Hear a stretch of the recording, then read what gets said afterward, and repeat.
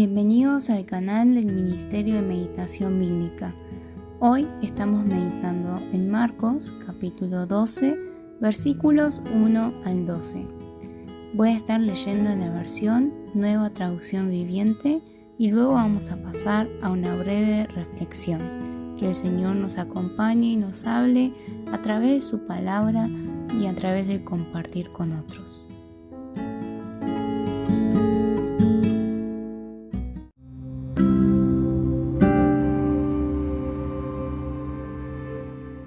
Después Jesús comenzó a enseñarles con historias. Un hombre plantó un viñedo, lo cercó con un muro, cavó un hoyo para extraer el jugo de las uvas y construyó una torre de vigilancia. Luego les alquiló el viñedo a unos agricultores arrendatarios y se mudó a otro país. Llegando el tiempo de la cosecha de la uva, envió a uno de sus siervos para recoger su parte de la cosecha. Pero los agricultores agarraron al siervo, le dieron una paliza y lo mandaron de regreso con las manos vacías. Entonces el dueño envió a otro siervo, pero lo insultaron y le pegaron en la cabeza. Al próximo siervo que envió, lo mataron. Envió a otros, a unos los golpearon y a otros los mataron, hasta que le quedó solo uno, su hijo, a quien amaba profundamente. Finalmente el dueño lo envió porque pensó, sin duda respetarán a mi hijo. Los agricultores se dijeron unos a otros, aquí viene el heredero de esta propiedad, matémoslo y nos quedaremos con la propiedad. Así que lo agarraron, lo asesinaron y tiraron su cuerpo fuera del viñedo. ¿Qué creen que hará el dueño del viñedo?, preguntó Jesús. Les diré, irá y matará a esos agricultores y alquilará el viñedo a otros. ¿Nunca leyeron en las Escrituras? La piedra que los constructores rechazaron ahora se ha convertido en la piedra principal. Esto es obra del Señor y es maravilloso de verlo. Los líderes religiosos querían arrestar a Jesús porque se dieron cuenta de que contaba esa historia en contra de ellos, pues ellos eran los agricultores malvados, pero tenían miedo en la multitud, así que lo dejaron y se marcharon.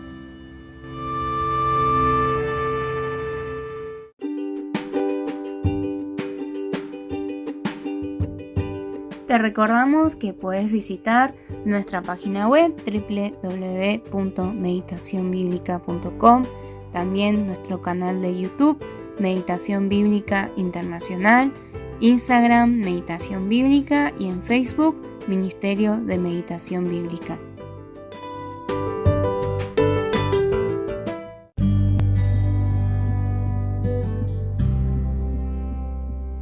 Tenemos que comprender el pasaje de hoy en base a los sucesos que ocurrieron antes, particularmente en el capítulo 11, donde ya vemos que el Señor ha entrado a Jerusalén sentado en un pollino y ha hecho la purificación del templo, y ante esto los líderes religiosos reclaman a Jesús por qué hace estas cosas. Ya en el versículo 18 del capítulo 11 vemos que ellos buscaban prender a Jesús con el objetivo de matarle y luego le hacían preguntas con el objetivo de ver a ver qué decían para poder prenderle quizás con alguna blasfemia. Ante esta situación, en el capítulo 12, Jesús les comenzó a decir esta parábola particularmente.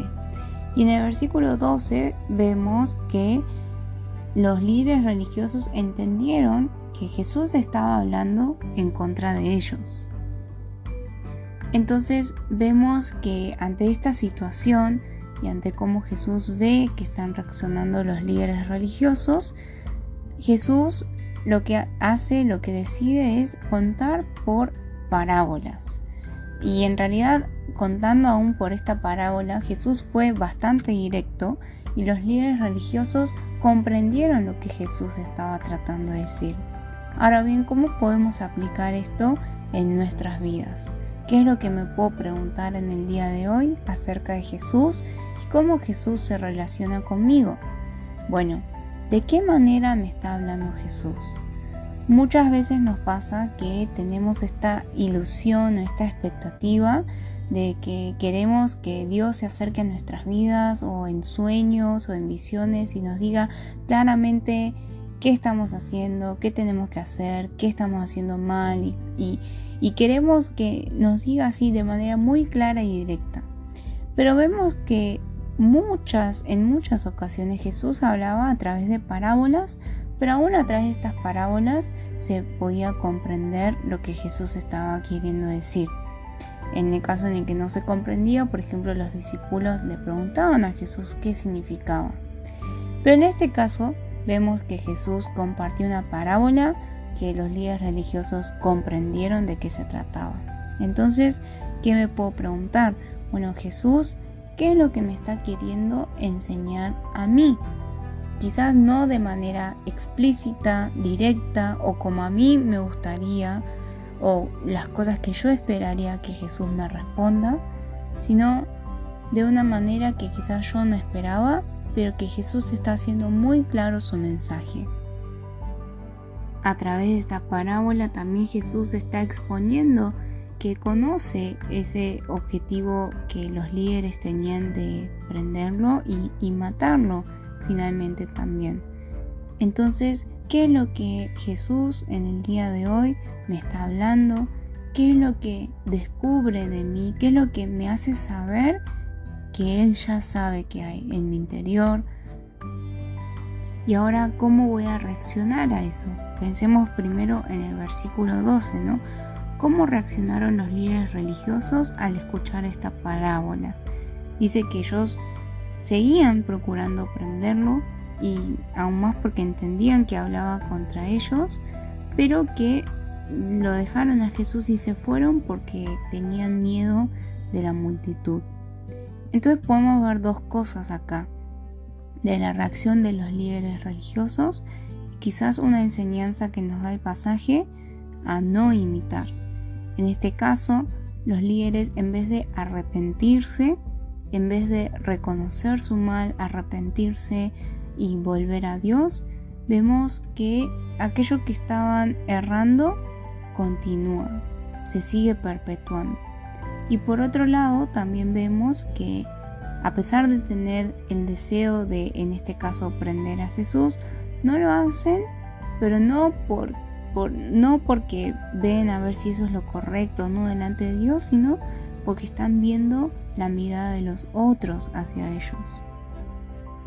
Entonces pensemos, ¿cómo nosotros reaccionamos cuando Jesús nos habla?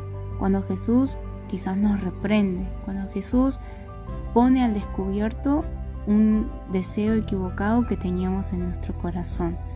Yo respondo a eso siguiendo con el mismo sentimiento, perpetuando esa mala acción. ¿Será que yo, a pesar de tener ese sentimiento, no lo pongo en acción? No porque realmente busco la voluntad de Dios, sino porque tengo miedo de qué dirán las personas de mí. Entonces, todas estas cosas podemos reflexionar, examinarnos, preguntarnos y en este caso procurar no ser como los líderes religiosos. Entonces, ¿cómo puedo responder en arrepentimiento?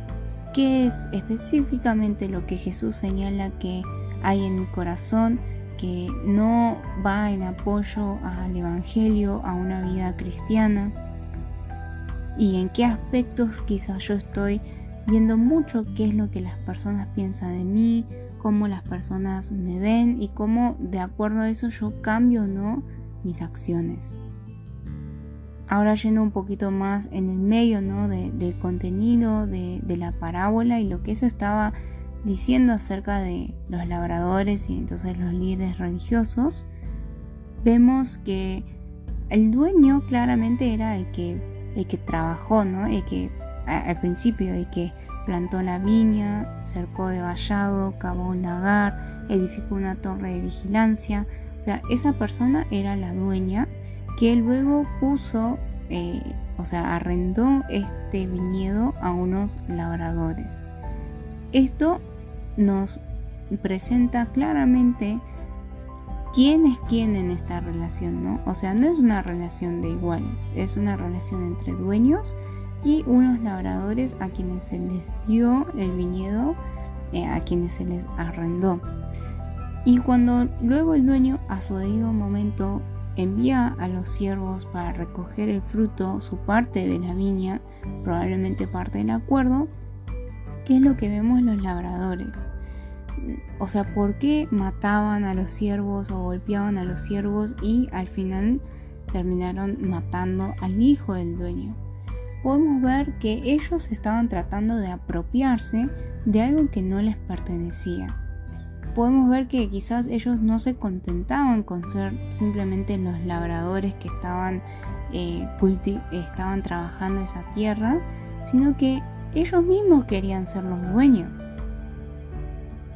Y ellos querían ponerse en un lugar que en este caso no les correspondía.